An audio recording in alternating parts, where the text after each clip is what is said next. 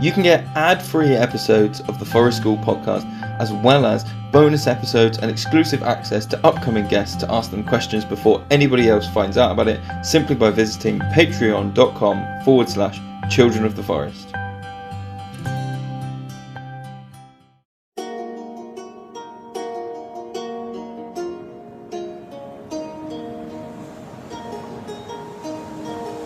I'm Wem. And I'm Lewis. This is the Forest School podcast. Let's go!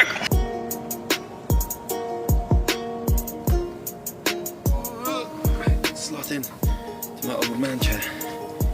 3, 2, 1, bam. Right. Oh, hi. Hello. Hi. We're in the woods.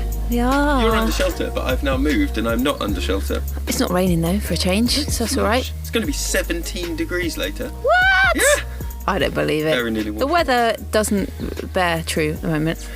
It's No, just like, it's just changeable. pick something out of midair. Very changeable. Yeah. I saw a thing the other day that was like, oh, if you think that the weather today will be like it was yesterday, you'll be right about 60% of the time. Yeah. It's mostly unchanging. Yeah. Tristan Gooley says that as well. Does he? I have started reading How to Read a Tree. Oh. Now that we've Stay finished, tuned, I literally listeners. finished the book that we're talking about today, the Co-Regulation Handbook, Yep. and I put it down and got another book. Yeah. I felt very nerdy. Yeah. Yeah. I can definitely recommend listening to that on Audible while you are walking as well, because I you might can do go, that. oh yeah, you literally see what he's on about.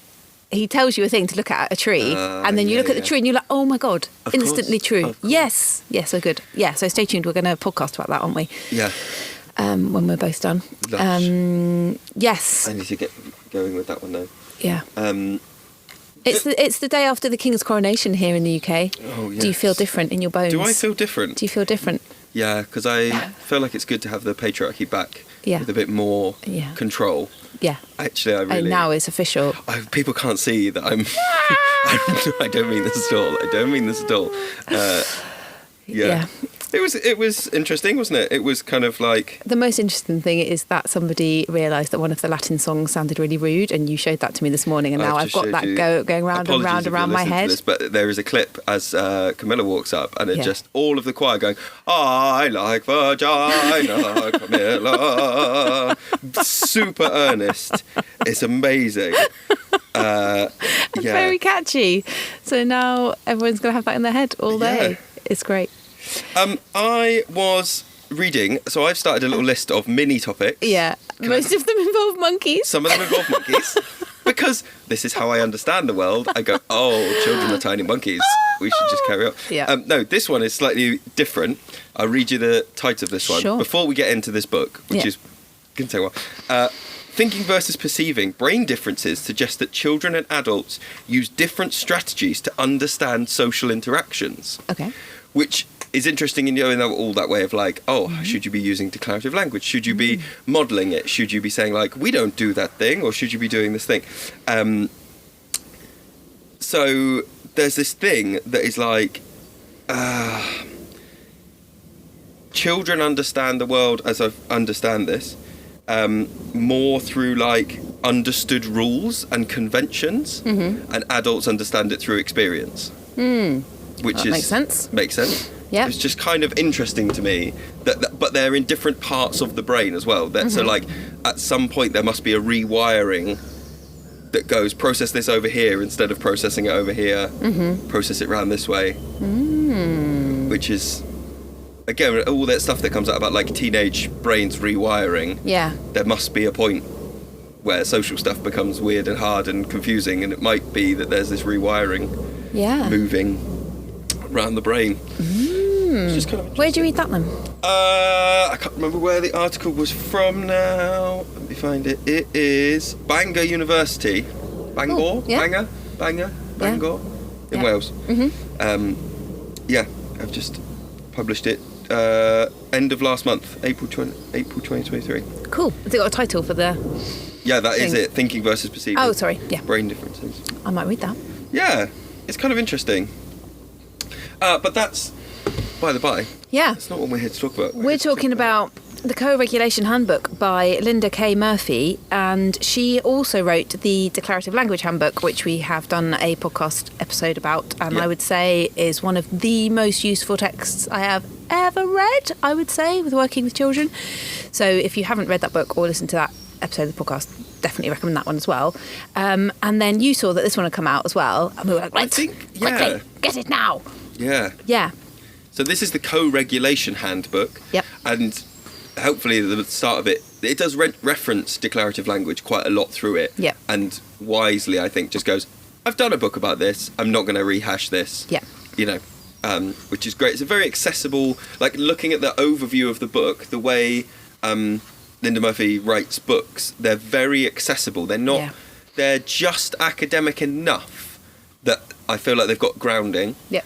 But they are not so academic that I'm going, well, this is just lost. I'm lost in numbers and this is all abstract. And like, you know, there's enough practical stuff and real world experiences in there.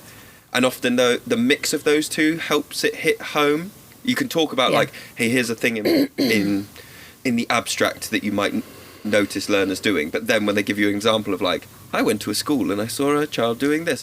Or my own children did this. And so she is an SLP, a speech language pathologist, and RDI consultant. She talks quite a lot about RDI in the book, which is Relationship Development Intervention, which I feel like is probably an American kind of institution that hasn't really made its way over here. I've never heard of it anyway. But it sounds blooming cool. Like I would love to find out more about that, because she's sort of very clear that all of this thinking that she's doing has come out of that community. And it sounds really, really interesting.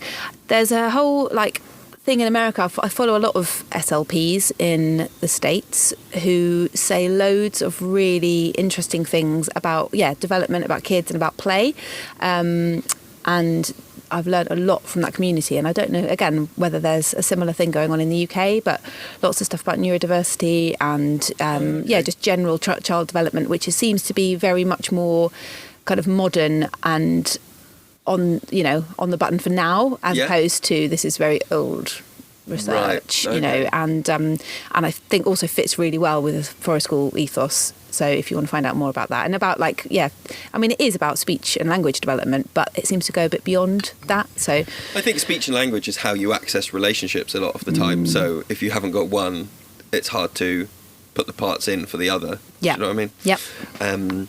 But I agree with you, the way it's written, she's very likeable as well. Yeah. She sort of strikes the balance really nicely between I've got some knowledge I'm going to share with you, but I'm not going to be patronising and I'm not going to judge you and you're doing really well and all of this kind of, it's good. Definitely. Yeah. So broadly speaking, co-regulation, for people that have listened to, 10 minutes of a podcast so far and gone, the fuck are you on about?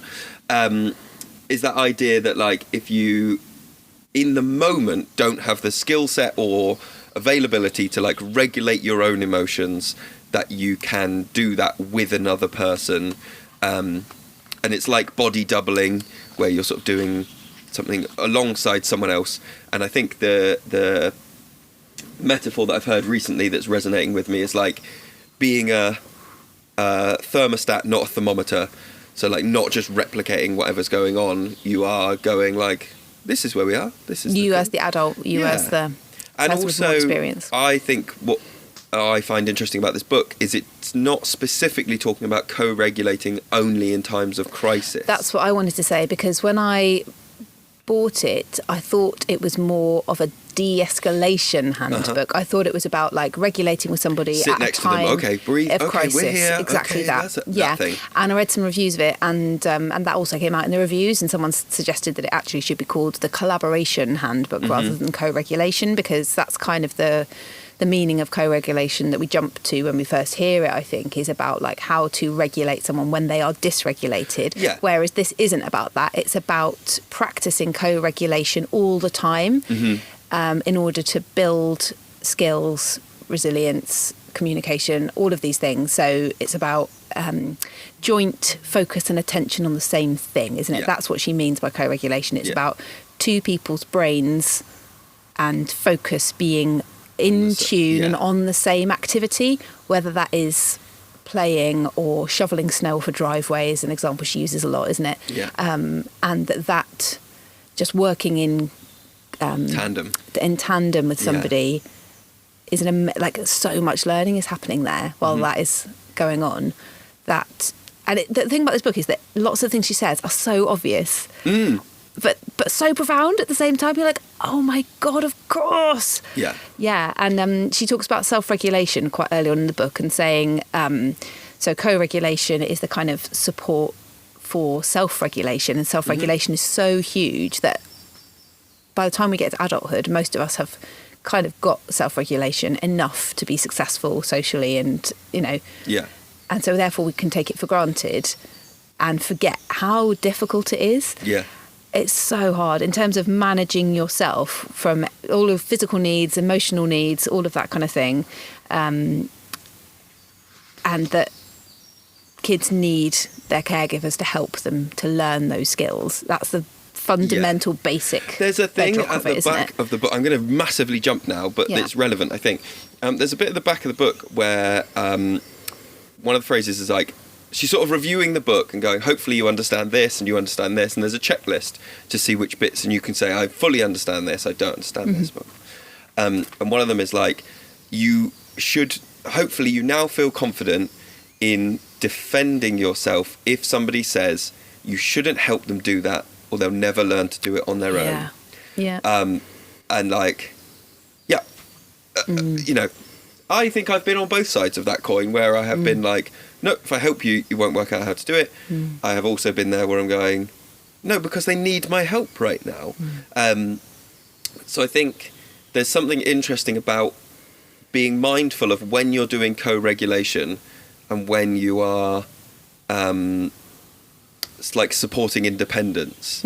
Because I'd even after reading this book, and I agree with everything in this book, but I do think there are times where there's like an acceptable challenge for some learners where you can go, this isn't a co-regulation moment, this is if I give you 5 minutes you might crack how to do this on your own. But I think it's interesting, I think there is that thing, and so you're saying about self-regulation being the skill set, and it's like quite often I don't think people engage with how you got to self-regulation. Exactly. It's implied that you should have just worked it out. You should just be all right with it by now because you've been carrot and sticked into behaviour in a certain way, and you'll just get on with that, rather than this book really highlights that way of thinking of it as like being able to regulate your emotions is a skill. I have that. The child or young person that I'm with does not have that in the same way yet. How can I gradually help to transfer the skills and knowledge I have to them? And I think before this book, I maybe would have thought that is a bit of a like, oh, I can't teach that. I can't show someone. They've either got to do it through experience or they work something out. But actually now having read this book, I feel a lot more like, and we were doing all this stuff anyway. So like, it's not that I'm not doing those things. I said, didn't I, this morning, I was like, this is just loads of stuff that we do, but really eloquently explained the theory behind it. And you're like, oh, I wouldn't have been able to voice and put words to why I'm doing that particular thing or behaving that particular way. Maybe I can, I was going to say, so there's 3 components that she says are needed for it to be a co-regulation activity. It needs to be like a competent role, so it has to be like achievable, has to be something they can do, and also feel like masterful over. Can I backtrack slightly and say that, I was saying about someone said there should be a collaboration handbook. So there's a precursor to what you're saying is that what this book often is explaining how you can do activities with children, and that might be something like putting the laundry away. And she says that the perfect kind of activity is a thing that you as an adult are thinking, oh, there's that job that needs doing. It's not urgent. It's a job that I will get round to by myself when I have time. And she says that is a great definition of a thing which you can involve a child in, and it is about like a physical thing. A lot of the examples are physical things like putting laundry away, cooking, all of these kind of like day-to-day seemingly mundane tasks but with huge learning potential. So rather than this, as we said, being about like, oh, there's this huge emotional moment and I'm going to use it to teach, it's not about that. It's about involving your children in seemingly small everyday activities, but through that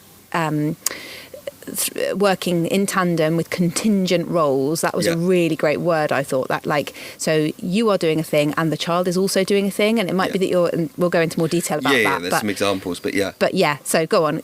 Your list was like... Actually, I want to add to your precursor, which was, they describe it as being jobs that you need to get done at some point, but they also described it as jobs with a fixed end point or goal. Yeah. And there's a really good example where they talk about a child being passive in the play space. I don't know if that jumped out to you. So the example there is like, dad is like tickling the child or throwing them up, and mum is nearby drumming, and the child is like observing the drum, and the child is like being tickled. It's open-ended play, and these parents, I think they're reviewing it in one of these sessions, I think, maybe.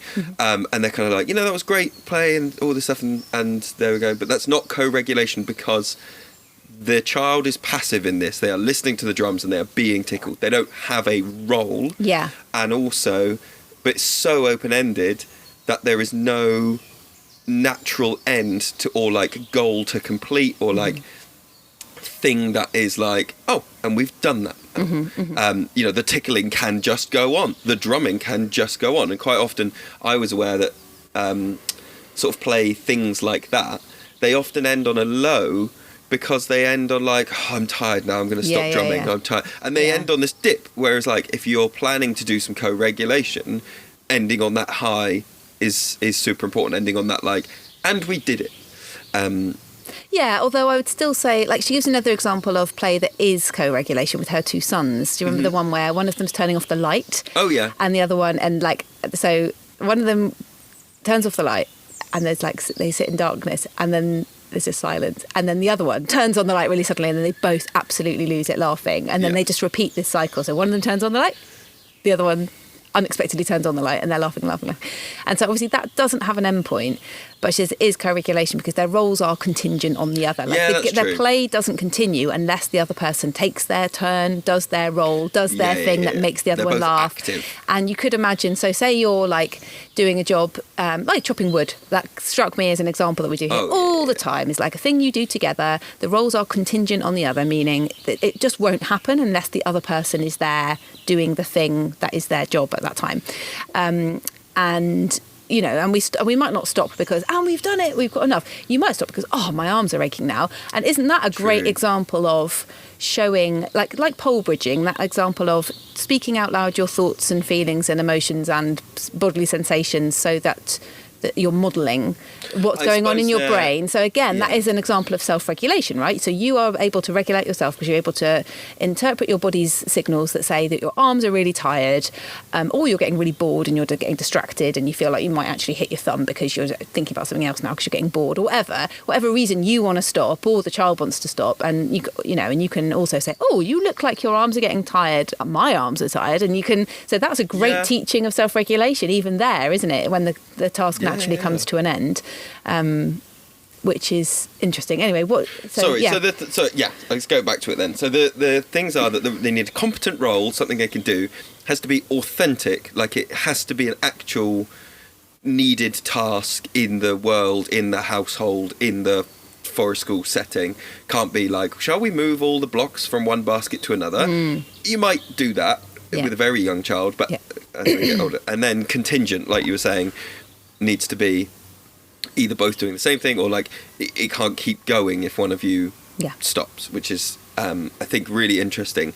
They were talking about shortly after that, there's an example which I think might have been, you and I have both been reading this for a couple of weeks, and you kept coming in and going, have you read this? I know we shouldn't talk about it, but have you read that? So I think this might be the story that we both went like, which is the child that's co-regulating through talking. Asking questions. So the example is like, there's a child and they're doing something that means that in the classroom, that means that like while they're doing work, another member of staff is like putting down the blinds or doing... I think it's a drill I think really sadly, because it is in America, it sounds to me like it's a drill for like an intruder situation. But they're trying to like run this through with children in a really calm way, aren't they? So like, we're going to carry on our work while another teacher, draws the blind, turns the lights off, locks the door, like, oh, it makes me just... Yeah. And so while they're doing that, this child, so Linda is in the classroom observing this. Yeah. And so can't take an active role, but it needs to, record what's happening. As she says, this child is there, and they just start asking. It's like questions about the teacher's home life, like, what are you having for dinner, miss? Oh, do you, what colour's your car? Can you do the thing? And the teacher is seeing this as like distracting behaviour, off-topic task, doing whatever. And Linda is there saying, this is a person who is basically going, I'm unsafe and I'm unsure, and I'm reaching out for some normalcy via conversation, via like, will you just go through the motion of chatting with me? I know how chatting works, and chatting makes me feel safe, so can we just chat? But the teacher is not getting that message. The teacher the teacher is not understanding the anxiety behind those questions, because they're they just seem hearing so... like, don't ask about my thing. Like, you're just trying to not do the work. You're trying to not do the thing. And it is heartbreaking reading that story. And so applicable to people we've worked with, where like, and I know that's, thankfully, I think you and I have had the awareness for a while that like, that's what that person will ask you, or that signals anxiety. If this person starts talking about that, you absolutely go with it, and you don't. But that is, I think, a benefit that we have doing forest school, is that we are and like fully autonomous forest school. We're not here going like, actually we're doing coronation activities today. Like if someone turns up and they in the middle of the day go, not in these words, but they go, I really need to talk to you about the numbers on my Pokemon cards. We are in the position to be able to go, yep, and that's exactly what we're going to do. I was just trying to find it in the book to use her exact words, which I can't find right now, but she was saying that, if she was the member of staff, or she could speak to the member of staff, like, what she would encourage them to do is to respond, but then to go, I'm so pleased that you're really interested in my life and that you really want to know these things. This is really cool. I'm just wondering, though, whether you're feeling a little bit anxious about something, so that rather than just going along with it, it's kind of helping them with their interoception, with their awareness of what's going on inside themselves. And obviously, if they go, no, then you're not going to push it. You're not going to do therapy like there and then, but to respond to it on both levels, because you have got the skills and experience to go, I wonder, though, how are you feeling right now? Is there something I can help you with? Are you worried about the blinds going down? Are you worried that it's dark? Oh, it's getting dark because, actually trying to see past the surface level behaviour and communication to help them with the deeper need. And help, and again, that's that thing, isn't it, of like, you have the skills and self-regulation, you have the ability to go, oh, I'm doing this, oh, that normally means I'm feeling this way, and you're just transferring that skill through like pole bridging, and helping someone hopefully build that connection between their own behaviour and emotions, because that is actually something that I don't think many of us go, are we encouraging learners to connect their behaviours to their emotions? We connect the go-to is like connecting their behaviour with the results, the behaviour with the sanction, the behaviour with the reward, which is like not super helpful in understanding, like, okay, but before that behaviour there might have been something. Anyway, cycling. And there was a bit that jumped out to me, which was really hit me where I am with my children, which is where she says, when children learn to communicate, there's a long period of time where the only communication they do is protest and request. Yes. Oh, they're very good at my that life is just protests and requests at home. And like, having put it in those two frameworks, I'm like, cool. And my older son is now moving towards things where he can have memories that we share. Do you remember going here? I'm like, oh, we're talking about a thing. We're not talking about like, you haven't got something you want, or you like, we're talking about an abstract concept. And they talk then quite a lot about how these co-regulation activities can be really useful, because you're then sharing a mind space, but your thoughts are both in that memory, and that, how useful that is as a communication tool, as opposed to just direct protest Yeah, request. do you remember that time that we did that thing? Or we went to, she gives another example of being in the supermarket and one person has pushes the trolley and one person gets the things and puts them in the trolley or whatever. Yeah. And so therefore you've shared that experience. So it enables future communication opportunities because you can go, okay, well, next time we go, what will we get? Or do you remember when we did this? We forgot to get this. Or, all those kind of,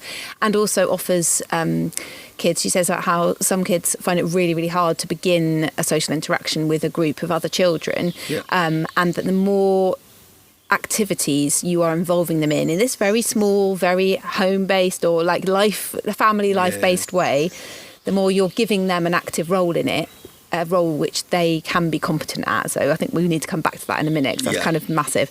That you are also enabling them, that they hear two kids talking about shoveling snow and they go, I did that, I helped my dad do that. And so you've given them some memories and some experiences to be able to then talk about with their peers because they're so everyday.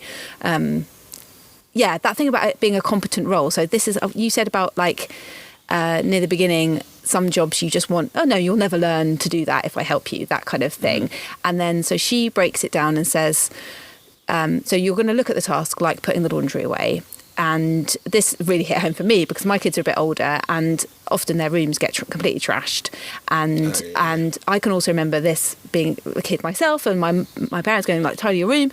And we just go, oh, I just don't know where to start. Like just absolute that phrase, tidy your room, like, as if it's one action. Yeah. As if it's like, just do tidying. I know. Just do tidying. Exactly. It's too massive. So she talks about starting doing some co-regulation where it's like, okay, well, we've got this laundry basket.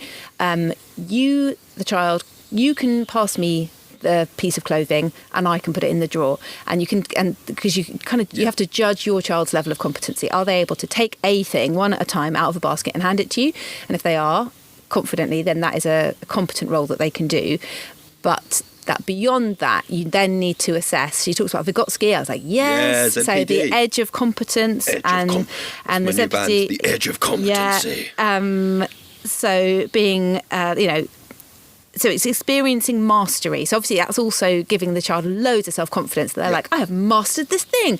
And then you can go, okay, now they're getting a little bit bored because it's too easy for them. So now, we could switch roles if you want to, and you can put the thing away, or that the next little increment of, competence, I guess. Yeah.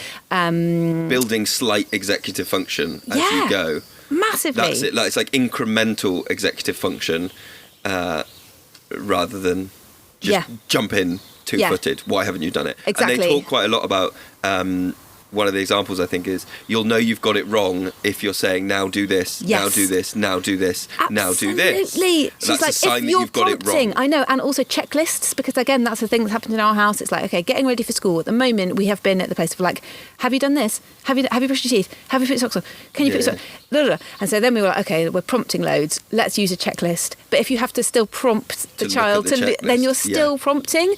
Whereas if you can break each task down into like, we're going to do this together, our roles are contingent, this is a thing you can competently do, but you can't quite manage this, so I'm going to help you with this.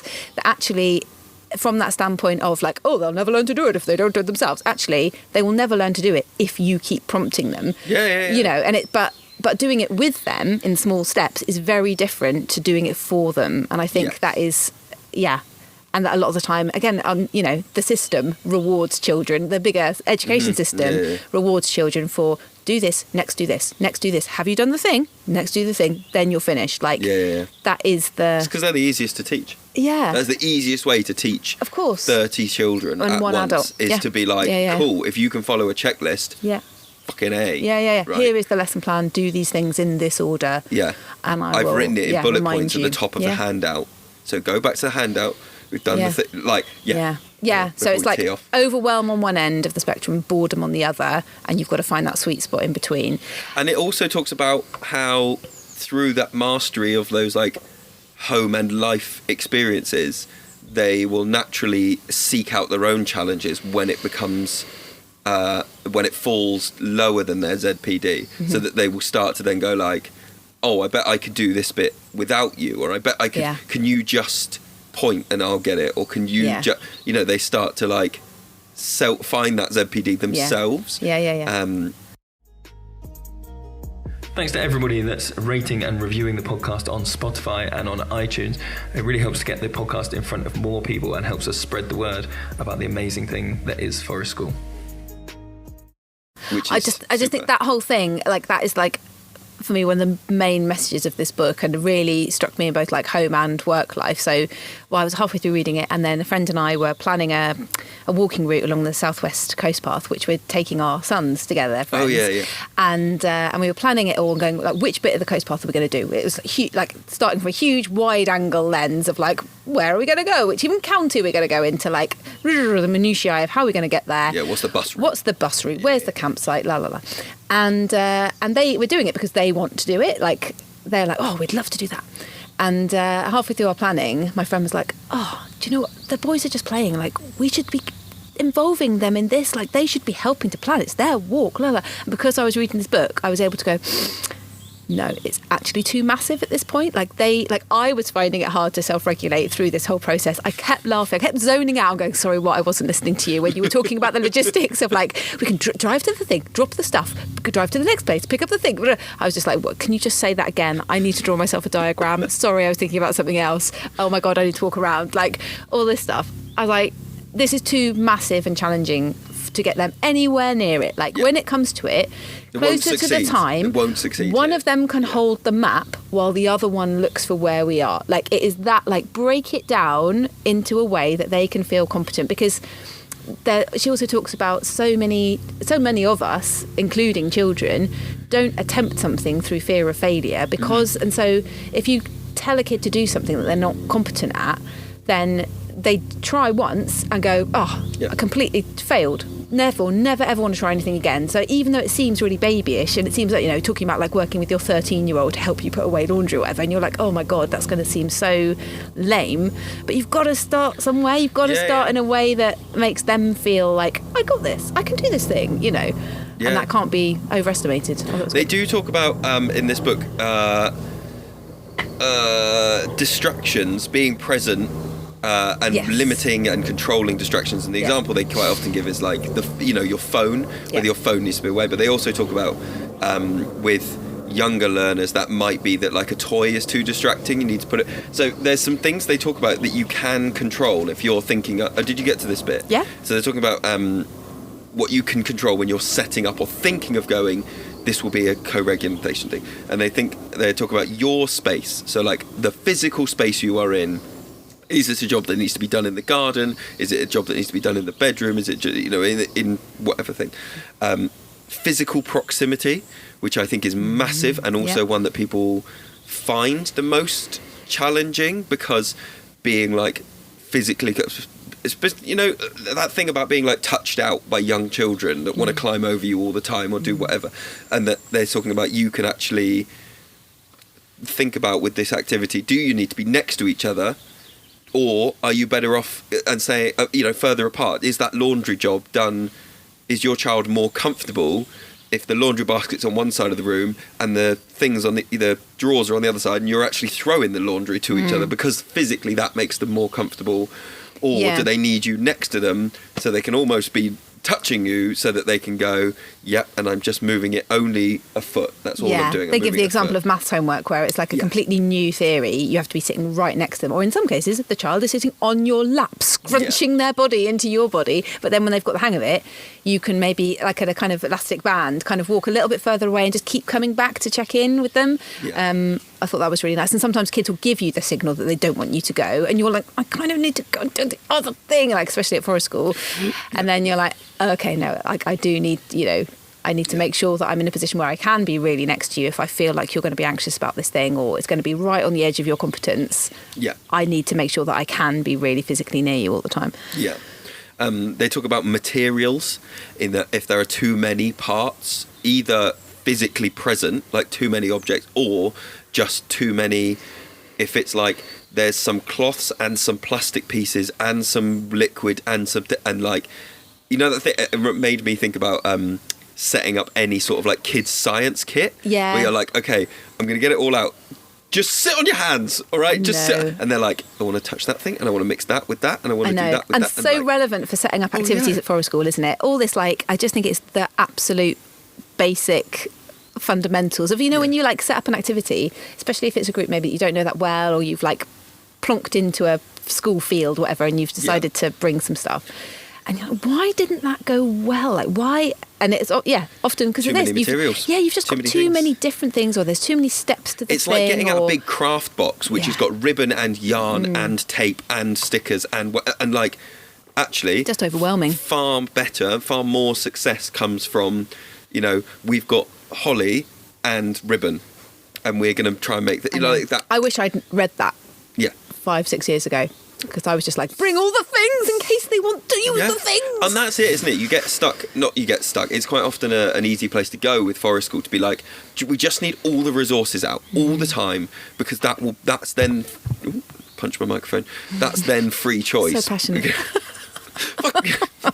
It's very close to my face, and I'm well not on that list, there's also... Shall I keep go going? on. So there's decision-making, the amount of decision-making you have to do, which is like... Again, that links to materials. Are you choosing from 100 materials? Are you choosing from 2? But equally, are you... Punched it again. Are you, having to decide where to sit and what colour it is and what animal to do and what to... Get it out. It's like low arousal stuff. Yes. Language. You talking. Huh? Yeah, go on. Me talking? No, just carry on. Language is like... is in there as a thing you have control over, like how much language you use and also what level of language. And they talk quite a lot about mimicking the language that you get back.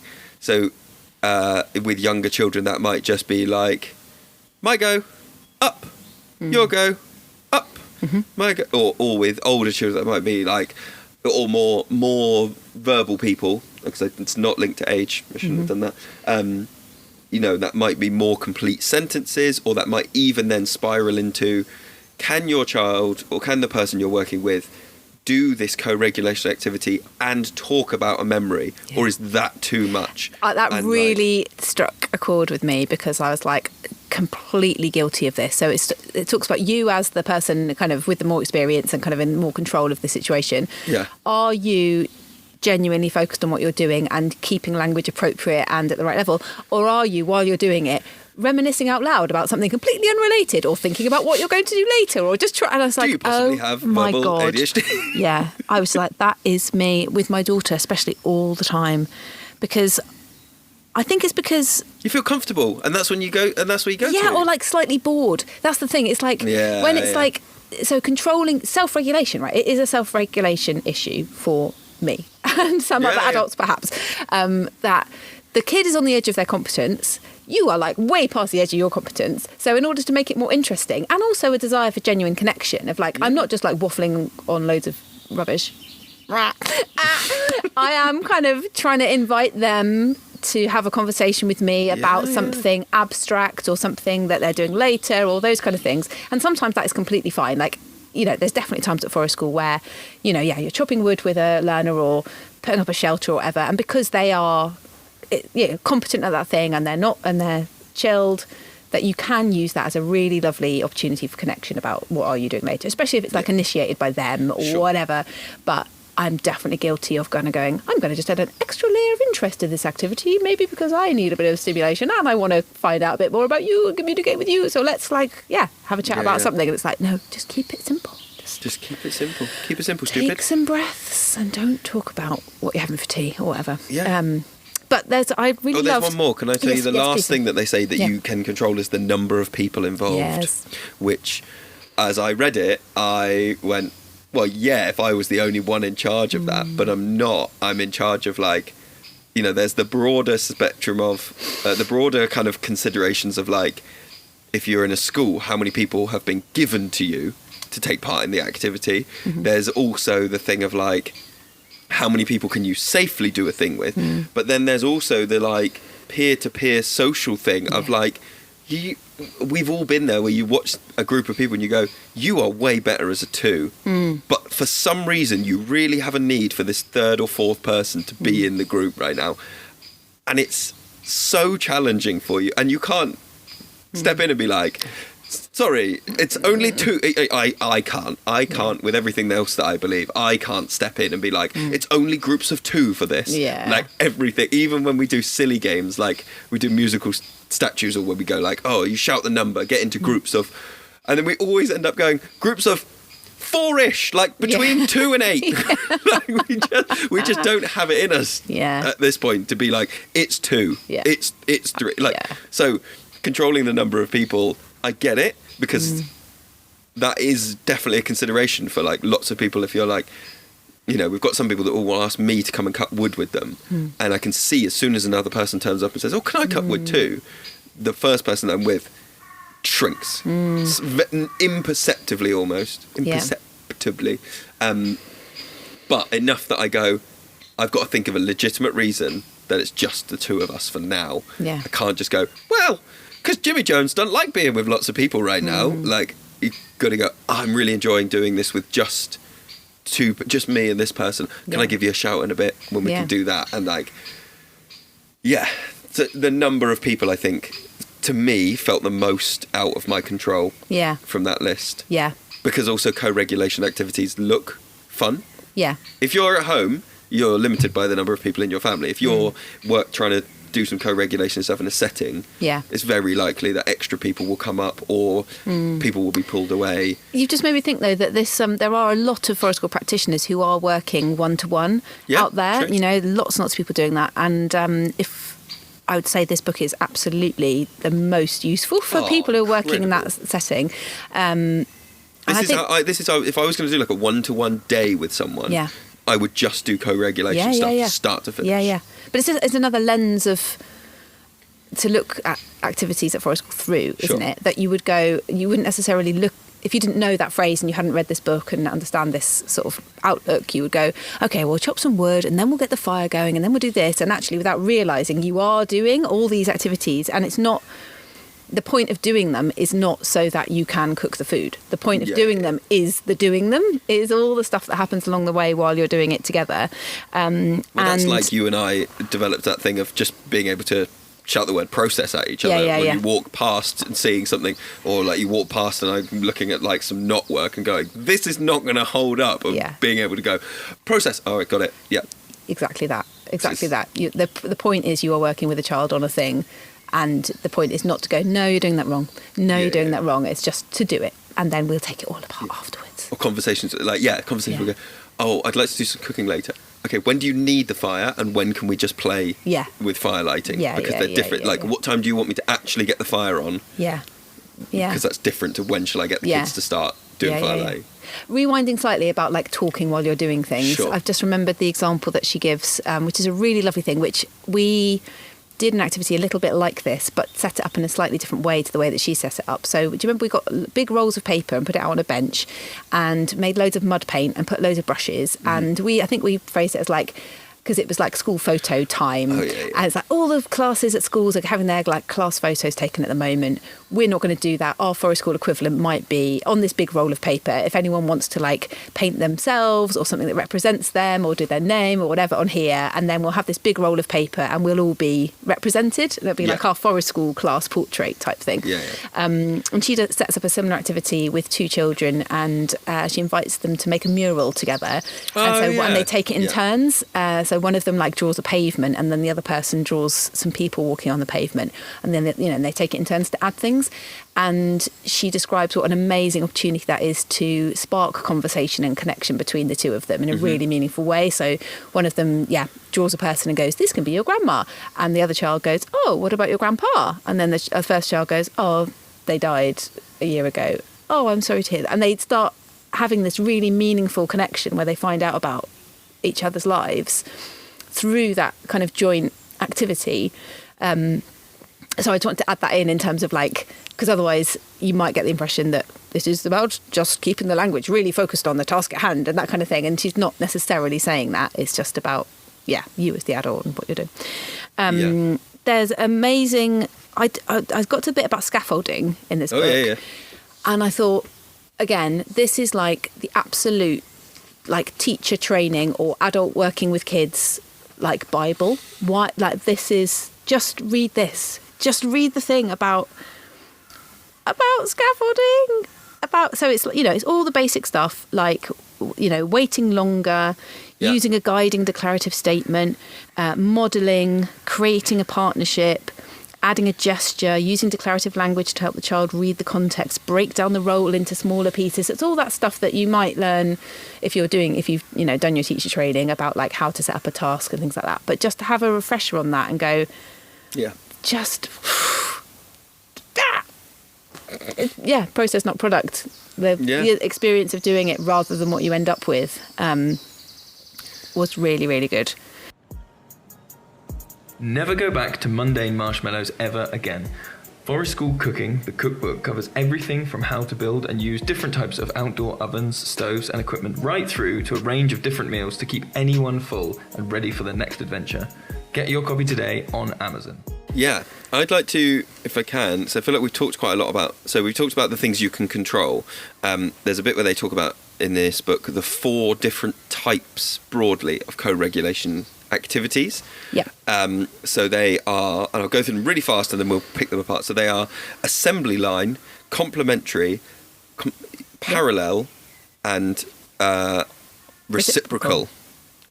So assembly line, I think, is the one that jumps. It's been in a lot of the examples we've talked about, that like left to right, one side to the other, forwards back, a moving object from me to you, then it goes to place, or tidying up, the example of like, do that, then it goes to there. That's like, I don't think there's anyone that's ever worked with children who hasn't done an assembly line co-regulation activity. That's par for the course. When they talk about like complementary things, that's slightly more. What did you?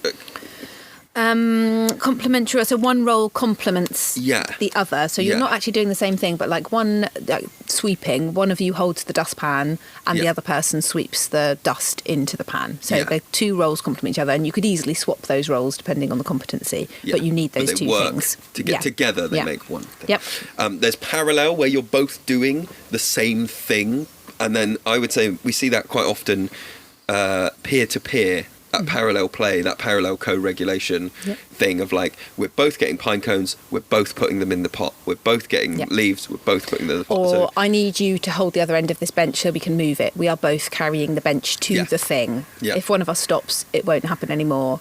We are, doing those things. Yes. And then reciprocal, which is like, they just talk about like a ball being thrown backwards and forwards. That is... or I guess the example of the light being turned on and off. It's just bonk, ka-donk, bonk, ka-donk, going backwards and forwards. Or the drawing game, you draw something, I draw something, all those things.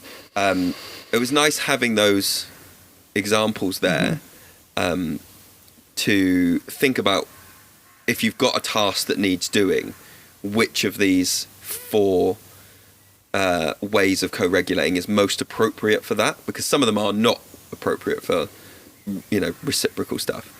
And then also there's a bit towards the end where they talk about not always getting to the end, where this kind of links back to the start about things not necessarily being open-ended, but having a goal that needs to be completed, and saying that actually we deprive learners from a lot of good experiences if we make everything fit inside the time frame. If there's no cliffhangers, it always gets another thing. And they talk about how great learners actually are, whether it's taking a photo of the board game so you can set it up in the same way, or whether it's making a list of what everyone had so you can come back to those things. And like, in terms of building executive function, that is massive. Huge. And like incredible. And for as much as we like run our home ed project as 2 days with the idea that people can come, it has that break in one day to the next, and it also has that break week to week for people that come week to week. And they are, everyone is always way more competent than I expect them to be, in terms of like, we can put it here and we can do this and we'll get it out and we'll do that next week. Oh, okay, we'll save this and this stays here. And like, it's a huge part of executive function to understand, and she gives a really good breakdown of it in the book, which I can't find right now, but about a huge part of executive function is a concept of time and your ability to do things in a certain amount of time and the materials you'll need to complete a project. And so this was really relevant to Forest School as well. I was thinking about, you're absolutely right, I thought about all those times where you go, okay, well, actually, this is a bigger job. We are realising together, we are learning together that this is a bigger job than we thought. What can we do to make sure we can do it next time? And we did, I did that with a child literally last week. They were making a puppet and just understanding like, oh, it's taken us ages just to cut the feet. Like, now we're going to put them in a little paper parcel and put them in the cabin and we can get them out next time. But yeah, to realise that, those learners who are like, I want to make an incredible castle. I want to make a go-kart from start to finish. I'm making a suit of wooden armour. I am making, all and those things. I think a lot of the time we get it at Forest School because learners do have so little time mostly in their everyday life to completely take on a project that is whatever the word is. Self-directed. Self-chosen. Exactly. And that you're going to go, yeah, sure. And we've got all these materials, got loads of loose parts, all that kind of thing. So it's so exciting for some learners that they get that opportunity that they're like, right, I'm going to, shoot for the moon. Like, I'm going to build this incredible thing. And then to try to help them with that concept of like, actually, let's break this down into smaller jobs, I think is a huge part of learning at Forest School. I really do. I think it's to have the opportunity to do those huge things, those open-ended, self-directed things on the one hand, but to learn through that process about what time is realistically in your own abilities is also just a huge thing that happens, which is sometimes really tricky to deal with for some, and that's where a lot of emotions come up. And that if you have not been doing Forest School very long, you might see a learner struggling with this and think, oh God, I've really failed them there, or they've had a really bad session. And once you've been doing it longer, or you have a longer relationship with that child, you're like, actually, this is really good. Like, this is a long-term it's hard process for them, and I can be there for them through this really hard emotional time where they realise that it's frustrating and they feel disappointed in themselves, but oh my God, like, how massive. I also think it's slightly symptomatic, perhaps, and I'm not throwing anybody under the bus here, but we were talking about that thing of like, if you do it for them, they won't learn to do it. And I think there's something about like, if your daily life or home life or school life or whatever it is being so micromanaged that you are always kept inside the achievable box, you probably develop a feeling, and I remember having this feeling at school of being like, God, if you would just let me go, I could do more than this, but you're restricting me because you won't let me do this in the lesson, or you won't let me get these resources out. And so it's coming from a good place. When people are setting up those activities, they're setting it up and going, I know what's achievable, so I won't get this out, or I know, but they're possibly not involving learners in that process to go, okay, are your learners developing a sense of what's possible within a time frame? Well, yeah. And so then they come here, or they come out to a Forest School or an open-ended setting, whatever it is, and it's almost like, right, watch what I can do. This is hard. Completely. But it comes from that burning desire, I think, of like, I have been restricted by people who are with the best will in the world trying to well, it's give about me executive function. Or to get a desired outcome. We don't have time for you to actually go off on your tangent of imagination in terms of whatever we're making today or doing, because I need everybody to have completed this step. I need everyone to have this piece of work to show. It's a nightmare to mark if you will go off in 800 directions. Exactly. They talk quite often, and this links. So towards the end, they are talking about the capacity to lose at things. Oh my God, this chapter on approaching competitive games. There we go. So I was slightly annoyed because I have been somewhat working on a collection of non-competitive games as a little book pamphlet thing, but I'm not going to do it now because this book you still should. Can I just read can I read a quote from it? Please read a quote. Because so we did a podcast episode as well, didn't we, about big games, and we also reached out to some people to ask. So we had some learners who were, how can I put it, like they were sometimes losing in a game, or they're perceiving that they were losing. And sometimes they could deal with that, and sometimes they really couldn't. And we were in this place, it was probably like 3 years ago now, wasn't it? Yeah.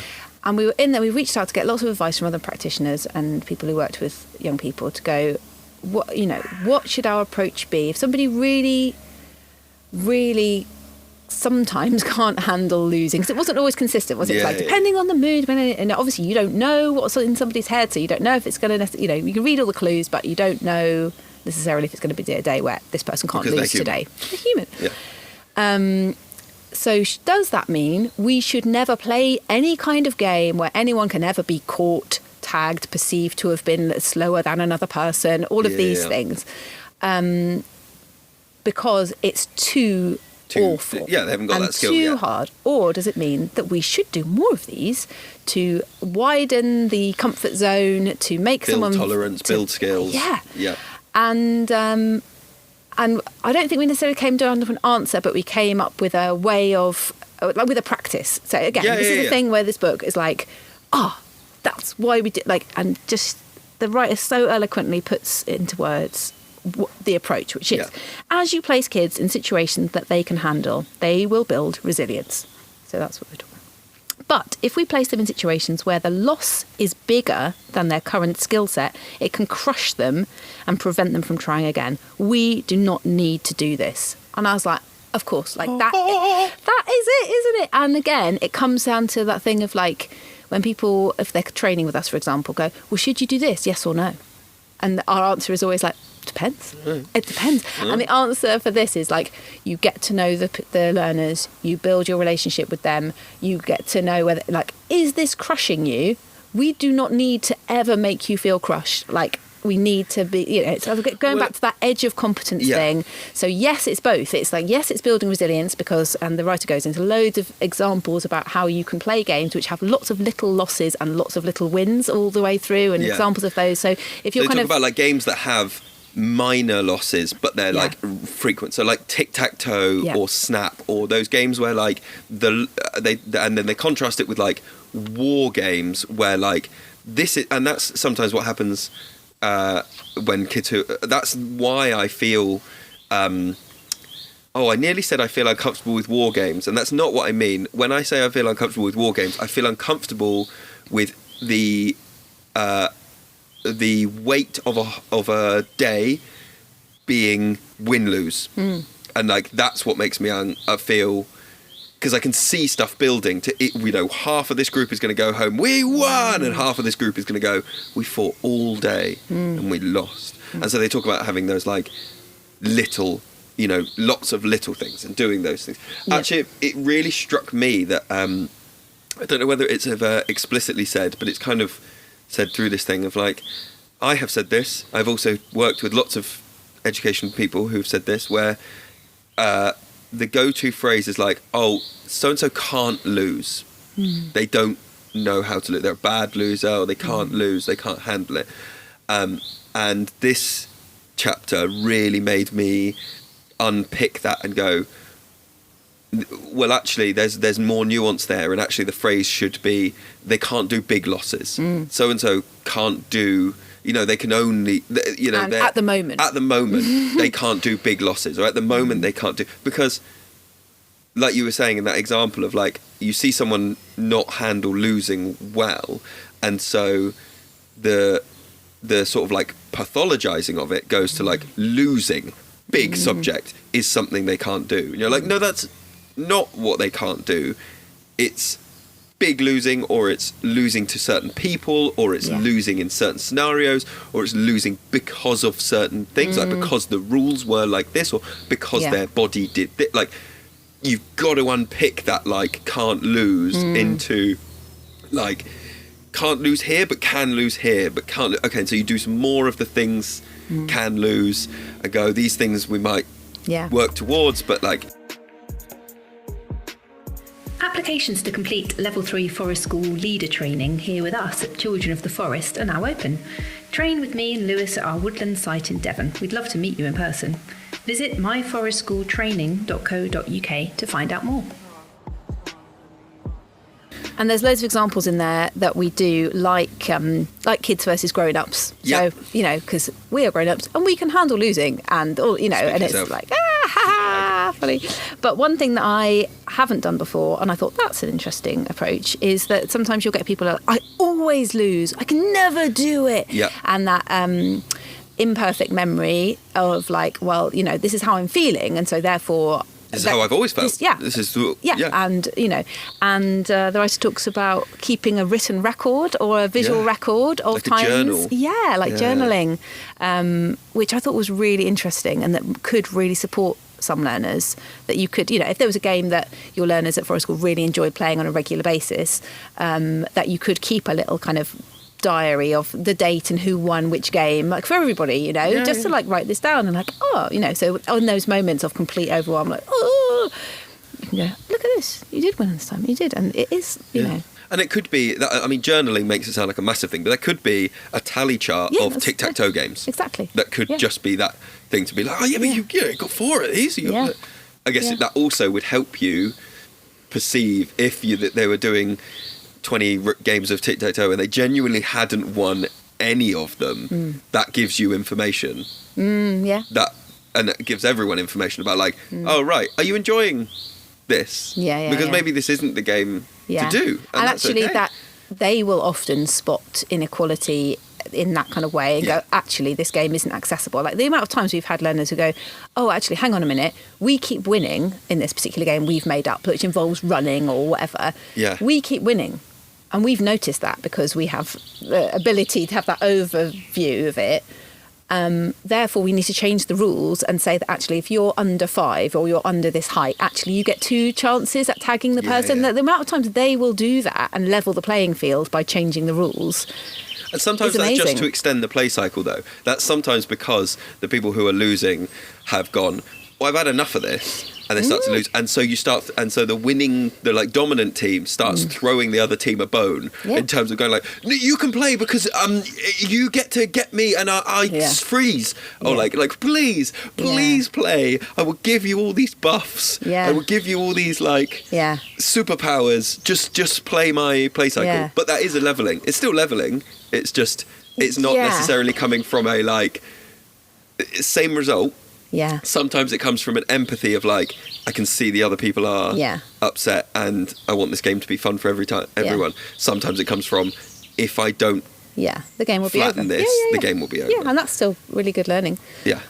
I've got some learners that keep asking me at the moment to play the same game, and I'm just thinking about it now in terms of like edge of competence and winning and that kind of thing, where it's your standard sneak up on the treehouse game or sneak up on us. You're the baddie, we're the goodies. I have no powers. They have varying powers depending on what day of the week it is. But always they have the power to yell freeze at me and then name how many seconds I have to freeze for. So I might creep up on them and they're like, we've seen her! She's there! And I'll be like, I'm coming to get you, whatever. And there's like, you could tell, there's like, it's playing edge of competency. Yes, exactly. Right. And then when it all gets a bit much, to be able to go, freeze for 100 seconds! And then they just run away. And whenever we play, I'm like, yep, sure, we can play that game. Yep, of course. And I never question it. And I never go, I want some powers. Exactly. Yeah. And just viewing it through that, like, we just need to continue to play this on the edge. We are completely on the edge, and probably the amount of time I'm going to freeze for is probably going to get smaller, I'm going to imagine, as the edge moves a little bit, or I might get given some powers, or... In fact, actually, last time it did, it's like, actually, you don't actually have to catch us. All you have to do is touch the treehouse, actually. Like, they were making it easier for me because they could handle losing a little bit more because they wanted to experience what that felt like. I didn't touch the treehouse and they were like, did you not touch didn't you realise you were allowed to just touch the treehouse and that would have meant you won? Oh, no, I forgot. Oh, shucks. Oh, dear. So maybe next time I will. But, I just love getting a new lens to look at stuff that's already happening. Just another little lens to look at things through is good, isn't it? What was a woodpecker on the bird feeder? Can you hear it? Tapping. Yeah. I think sometimes we talk about this book and like where it comes in a journey. I think this one's pretty early. And also, again, halfway through, and then again. And then again. But I don't think this is inaccessible, is what I mean. No. So I don't think... Because some stuff we read and we talk about on the podcast, and I'm like, this is inaccessible if you haven't been doing this for a while, or this just isn't going to mean anything to you. But this, I think you could pair this and the declarative handbook, and you could put them into a level 3, or you could put them into a level 2 even, and go, right, just digest some of this and see how it comes out in your practice. Probably, again, one of those books where you read it and then next week you and I are going to be like shit hot on it. 6 months down the line, we'll go, oh yeah, some of this stuck. Yeah. And some of this has fallen by the wayside. But the things that will stick, I mean, I think it will genuinely help. And also, I think it is super helpful to have in your mind that there are regulation activities to be done outside of crisis point. And I know we started the podcast there, but I sort of want to end it there as well, of like, you know, we all talk about, you know, wanting to do like behaviour support, not behaviour management, or, you know, this is about setting people up rather than like, you know, the amount of people that I talk to who are upset that Forest School is seen as an intervention, but then they treat the behaviour management as intervention. Inside the session, they only interact, or they only put stuff in place around intervention things. It's like, okay, so if you don't want Forest School to be an intervention thing, don't make the session intervention based. It's not about picking up stuff when it kicks off. It's about going, right, from the moment. And most people probably are doing stuff like this, just not necessarily having that lens or being conscious of it. And it's another great thing to be able to like throw at senior leadership or anything else and be like, this is what we're doing. This is why we're doing this thing. I was like, this works so well. As you know, you can I just imagine like parachuting her into various schools that I know and just go, can you just lead some training for everybody in the school on just this? Yeah. Lush. In the Patreon one, shall we talk about food or knives? In our Patreon episode after this. Yeah. Oh, I just want to say both. We'll do the other one. We'll do both, but which one should we do this episode? Let's do food. Okay, we're going to talk about food. So if you are on our Patreon and you support us there on your private Patreon podcast feed, you will find a little chat about food and cooking. We should talk about some easy things to cook and like that aren't marshmallows. I'm not going to say campfire go-tos, campfire cooking go-tos, and why. Yeah, let's talk about that. That would be good. For anyone who doesn't know what this is, you can go. I haven't got that little link here. You can go to patreon.com/Children of the Forest, and you can support us. And it starts at £2 a month, and then most people are on the £5 a month tier, which gets you into like the extra podcasts and a Discord server, which is like a forum where we chat and we talk about ideas and all the other stuff. And then there's also, if you want to be really ballsy, there's a £50 one where you can just tell us what to talk about for a whole episode. If you've got a book, you can just sign up for that, only do it for a month, and just go, this is the book, I want you to review it, or this is the topic, and I want to hear you two waffle about it for an hour. If you want to go for it, go for it. Yeah. We'll chat about anything. We have thank you to a new Patreon person, Candice. Thank you so much. Or Candice. I hope I'm saying your name right. Much appreciated. Sweet. Join us. See you in the bonus episode. See ya. Bye.